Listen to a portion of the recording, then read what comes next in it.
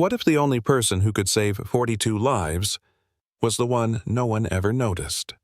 A blizzard had buried the city, power gone, rescue teams delayed, and deep underground beneath 6 feet of ice and silence 42 strangers were trapped. No food, no heat, no signal. But one woman stayed. She didn't wear a uniform, she wasn't on the rescue team. She was the last night shift technician. Forgotten. Overlooked.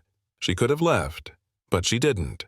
Because when 42 people were abandoned underground, she quietly said the words that changed everything. Not on my shift. No fame. No orders. No plan. Just one wrench. 2 cracked hands. And a decision that would echo through every heartbeat in that tunnel. So before we show you how she rewired hope from scraps, ask yourself this. When the world shuts down, who stays behind to keep the light on? Let's find out. Before the storm, Sarah was invisible. She arrived before sunrise long after the last train left and disappeared just as the morning shift came in. A 43-year-old night technician, she knew every corridor of Station 42 better than she knew her own apartment. She could walk it blindfolded, could tell from the hum of a fuse box if something was about to fail. No one ever asked how. No one ever stayed long enough to care. Her world was filled with wires, flickering monitors, loose bolts, and the radio she kept clipped to her belt. It never played music, just static and system logs. Her only conversations were with the machines. And sometimes with the memory of her father, who had once worked these tunnels too. That night started like every other. The coffee was burnt. The fluorescent lights buzzed overhead. Snow was already dusting the security cameras, but no one expected it to last. A light flurry, they said. 2 inches, maybe 3. By midnight, the emergency alerts had changed. Wind speeds were up. Visibility was 0. All staff above ground were recalled. Evacuations began. Sarah was told to log out and leave her post. But when she passed the last checkpoint, she paused. She glanced down at her boots, soaked and cracked. Then, at the blinking red light on Terminal D. It meant a train hadn't cleared the track. That shouldn't happen, not if all lines were suspended. She turned around. In less than 10 minutes, she found them huddled on the platform at Station 42, 1 level deeper than emergency protocol ever checked. There were dozens. Stranded commuters, a group of foreign exchange students, a mother and infant in a stroller, a man on crutches shivering his lips blue. They looked up when they saw her. No one spoke. They didn't know if she was security or just another passenger, but her vest said transit operations. That was enough. Is there another train coming? Someone asked. Sarah shook her head slowly. No, and if we don't move now, the power grid's going to collapse on this line. There was no panic, just silence. And in that moment, something shifted. She didn't panic. She calculated. She led. With calm urgency, she guided them off the platform down the old service hallway toward the dormant maintenance zone. It was dusty, cramped. No one had been there in years, but it was sheltered, and more importantly, it had a manual lock. When the main grid failed less than 20 minutes later, plunging Station 42 into pitch-black silence, Sarah was already there, headlamp on, prying open the backup panel. No one knew her name, not yet, but they followed her anyway. Because in the dark, when the world above froze, she was the only one still moving toward the light. The maintenance zone smelled like old oil and concrete dust. Pipes groaned above as the building settled under the weight of snow no one expected. The emergency lights failed within minutes. Sarah didn't flinch. She dug into a storage locker one most staff had forgotten existed and pulled out a duffel bag she'd packed years ago. Inside, 6 Mylar blankets, 2 collapsible lanterns, and a first aid kit wrapped in duct tape. It wasn't enough, but it was a start. The others watched her unsure. Some whispered, a few cried, but none left. They were cold, frightened, and very, very aware of how deep underground they were. Sarah knelt beside a crying toddler. Her gloves were stiff with frost, but she pulled one off to tuck a warm granola bar into the child's hand. The mother tried to thank her, but Sarah had already moved on. An elderly man approached, rubbing his hands together. His coat was Army-issued but decades old. "I remember you," he murmured. "You gave me your gloves last winter. Thought I forgot, didn't you?" Sarah blinked, recognizing him now. She gave a small nod but said nothing. Her hands were shaking from the cold. She turned her attention to the wall-mounted power cabinet, a relic from the 80s with switches no one trained on anymore, except her. Her father had shown her how to bypass the converter back when she was still a teenager. Said it was a just-in-case trick. Now it was just in time. She rerouted backup power from the maintenance tunnel into a heating duct. It wouldn't light the room, but it might raise the temperature a few degrees, maybe enough to stop a baby's lips from turning blue. A voice cut through the quiet. Is this your job?" Sarah paused. "No," she said softly, "but it's my station." And that was the moment it clicked. In the absence of direction when no one else stepped forward, Sarah became the center, not because she asked to be, but because she stayed. The diabetic teen's insulin had frozen. Sarah found a way to warm the vial using the housing of a circuit breaker. A man with asthma began to wheeze. Sarah found an old medical bag left behind by transit medics and handed over a half-full inhaler. The room changed. Fear didn't disappear, but it softened, became manageable. Someone found a half-deflated soccer ball. A girl with braces organized a small game in the corner. A group of students passed around leftover snacks from their train ride. Sarah moved from group to group quietly. She checked a child's forehead, knelt to seal each cold draft with silver insulation tape. Her hands were swollen from the cold, but she didn't stop. And no matter who tried to help her back, tried to pay to thank, to relieve her, she had one answer. You stay warm. That's enough. Because she wasn't doing this for recognition, or out of fear. She was doing it because someone had to, and she could, and that was all the reason she needed. By 3:00 a.m., the tunnel had settled into a fragile rhythm. Soft voices, the rustle of thermal blankets, the low hum of Sarah's old resistor plate gently warming mugs of water. But Sarah couldn't rest. She sat on a metal crate near the utility panel, her boots soaked, fingers cracked and raw. The light from her headlamp carved narrow shadows across the room. People were beginning to doze, their bodies huddled close. Safe for now. And yet, Sarah's thoughts refused to be still. Her father's voice echoed in her mind. "The rails never lie, kid. Listen long enough, they'll tell you what's coming." He had worked these tunnels in the 1980s, back when everything ran on switches and sweat. He died on these tracks too, sealing off a collapsed tunnel to keep others from going in. They called it an accident. Sarah called it legacy. She ran her hand along the cold steel wall behind her. Her father had etched his initials here once, RSK. She'd found it after he died. She never told anyone, just traced it with her thumb every time the silence got too loud. Tonight it screamed. She remembered being 16, sitting in his lap inside the control booth. He'd let her push the big red test alarm button. She thought it would cause a train to stop. Instead, it set off a soft whine. He laughed and said, "Sometimes the smallest sound is the most important one." She wanted that laugh back, just for a second. A noise pulled her out of the memory, coughing, rough, sharp. A boy, no older than 19, was curled up by a heating vent, shivering violently. His sister knelt beside him, panic in her eyes. Sarah rushed over, unzipping her coat and wrapping it around him. "Has he eaten?" The girl nodded. He won't stop shaking." Sarah cupped his hands. Ice cold. Early signs of hypothermia. She whispered to him not facts, not warnings, but stories. About steam tunnels in summer. About the day her dad climbed up the ladder with a broken toe just to fix a light for a musician who used to play by Exit B.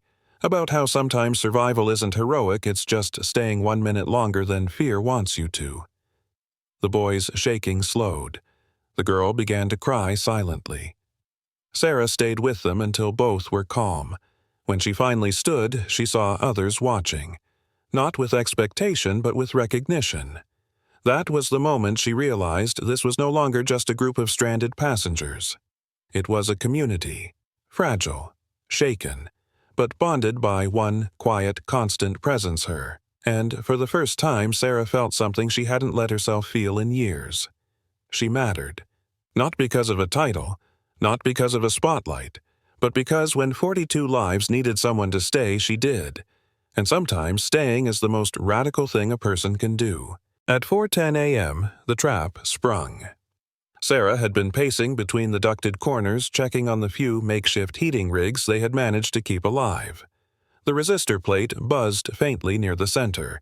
Dozens now slept shoulder to shoulder beneath tarps, emergency blankets, and coats donated without a word. Then the air changed. The hum dipped. The plate flickered, and just like that, the last of the backup power failed. A few people stirred. A toddler whimpered. Someone whispered, "No, no, not now." Sarah was already at the panel fingers flying over switches that had stopped responding. The tiny circuit board she had rerouted earlier was still intact, but the capacitor had burned out, probably hours ago. She hadn't noticed through the body heat and adrenaline. Footsteps approached. The little girl, the one who had given her a teddy bear earlier, stood holding a warm cup of water, hands shaking. "Miss, if you stop, what will we do?" Sarah opened her eyes, looked at the girl, then gave a faint nod. She stood, eyes red but steady, and her hand tightened around the wrench. Now the temperature would start to drop, fast. She did the math in her head. At this depth with no airflow and 40 bodies in a sealed zone, they had maybe 4 hours before it became uninhabitable. But that wasn't the worst of it. She found Javier, the diabetic teen, and checked his bag. His insulin was near frozen. His hands were shaking.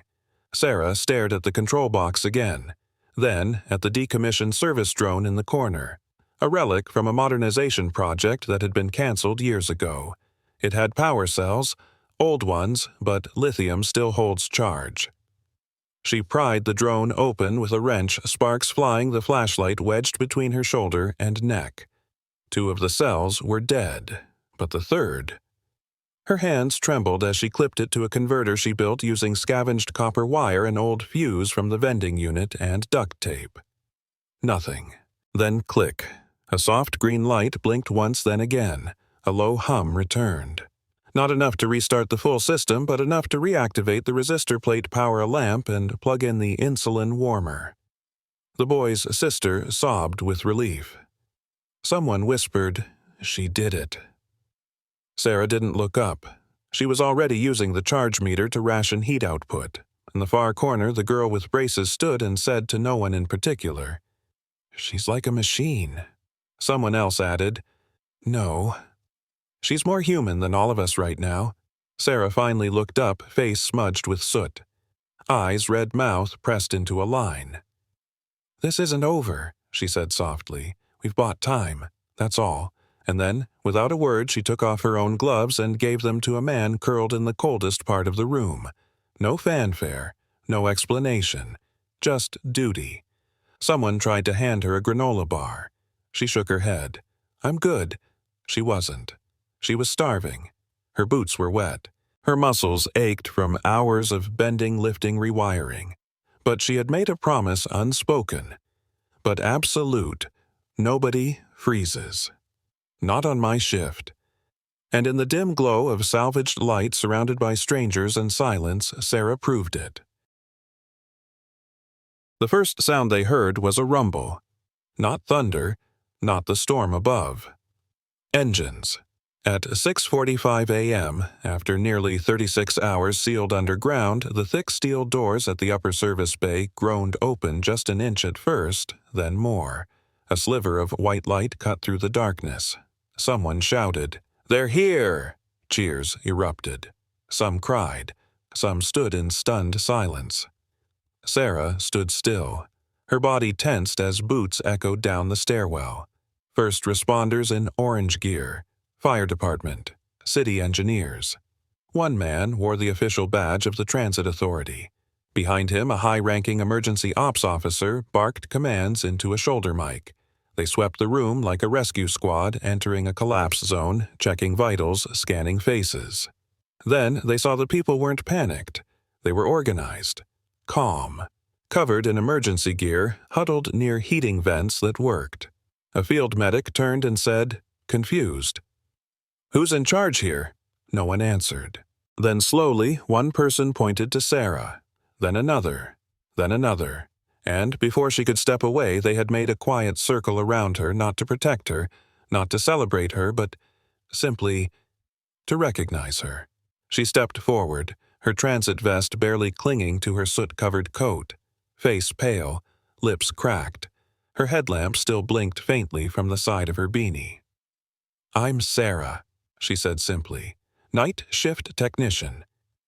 I stayed. The operations officer stepped closer. "You stayed behind, alone," she nodded, "with 42 civilians." 42 people, she corrected. "Not all are citizens. Some don't speak English. Some live on the streets. One's a baby." He blinked. "And they're all alive?"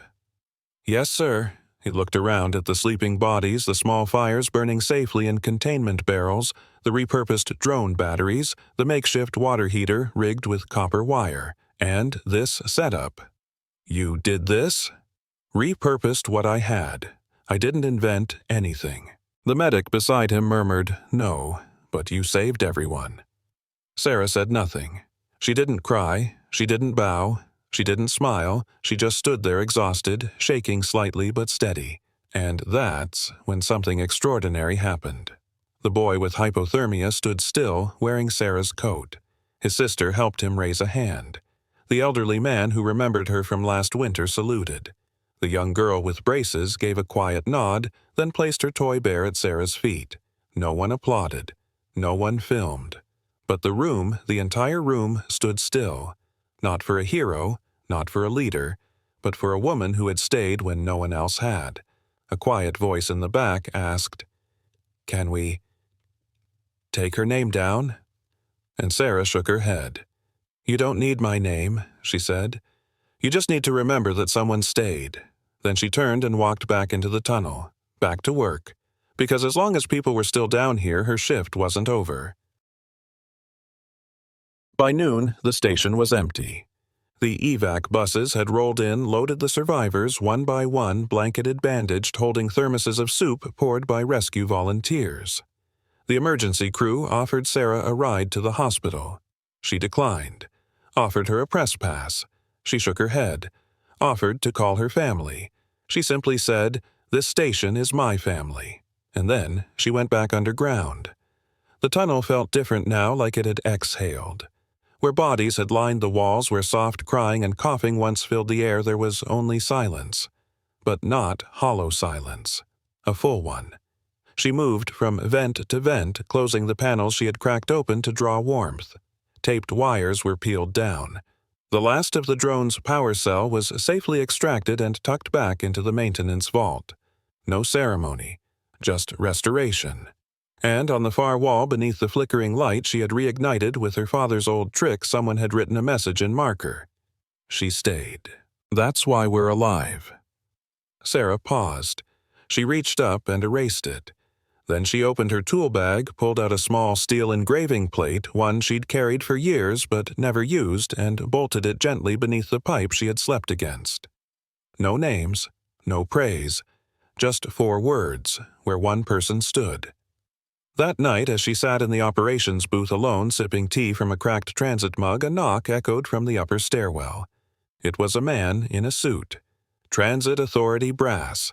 With him, a woman in a red scarf and clipboard. "We just wanted to say, thank you." Sarah didn't stand. "There's nothing to thank." The man cleared his throat. "We'd like to name the station after you." She shook her head slowly. "Call it what it's always been. Just a place people pass through." The woman stepped forward. "Then at least let us give you this." She handed Sarah a sealed envelope. Inside, a folded letter and an old photograph. The letter was handwritten. "Dear Sarah, in 1994, your father pulled me out of a collapsed line near Track 6. I never got to thank him. But today, you saved my granddaughter. I just thought you should know your family's light still burns in these tunnels. Gratefully, M. Reyes."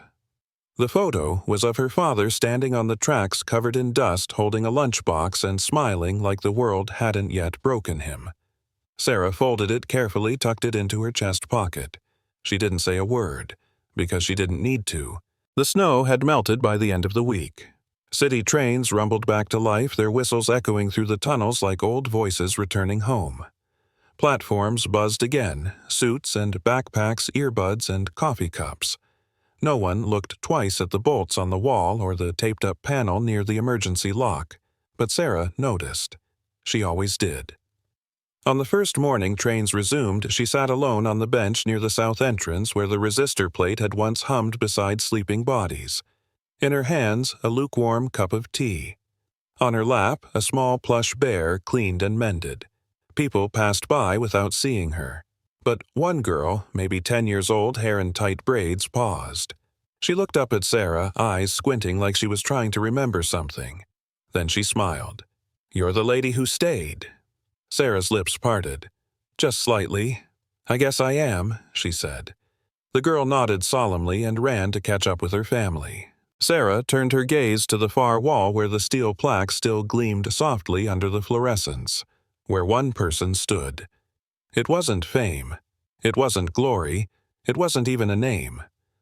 But it was enough, because sometimes the greatest change begins not with declarations or headlines, but with one quiet decision to stay when everyone else leaves, to give when no one expects it, to light the dark for others, and to do so without needing anyone to notice.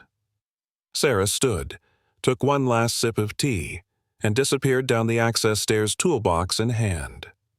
Her shift wasn't over. If this story moved you, ask yourself, who are the people in your life who stayed when others walked away? Have you ever stood for someone quietly and never told a soul? Share it in the comments. Someone may need to hear that story.